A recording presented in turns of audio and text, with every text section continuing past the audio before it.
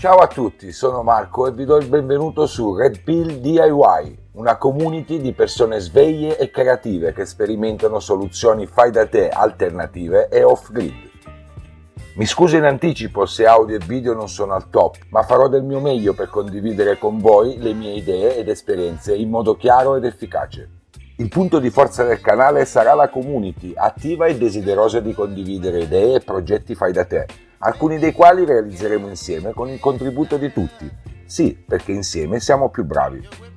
Condividerò con voi le mie esperienze personali su come ho fatto a superare indenne, o quasi, l'attuale crisi energetica e dai prezzi esorbitanti delle bollette, decidendo di staccarmi dalla rete del gas e produrmi da solo l'energia elettrica di cui ho bisogno, modificando qualche abitudine e usando qualche idea, tra virgolette, non convenzionale, con impegno, determinazione e molto lavoro, posso dire di avere superato alla grande il primo anno di cambiamento.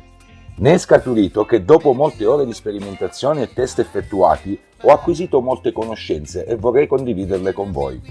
Adesso vediamo insieme quali sono gli obiettivi da porsi per vivere in modo più indipendente, sostenibile ed economico. Costruire un impianto fotovoltaico off-grid con accumulo. Trovare soluzioni alternative per scaldare la casa e l'acqua sanitaria. Provare a progettare e costruire un generatore elettrico efficiente e a basso consumo. Imparare a costruirsi da soli utility usando anche materiali di recupero e pochi attrezzi. Cercare soluzioni per sfruttare le potenzialità di induzione magnetica ed elettrolisi. E per rimanere in tema di ecosostenibilità si parlerà di tiny house, soluzioni abitative a basso costo e a basso impatto ambientale. Infine ci sarà una playlist per idee fuori tema ma comunque inerenti al contesto e ricorda, insieme ed uniti per un unico scopo possiamo fare la differenza.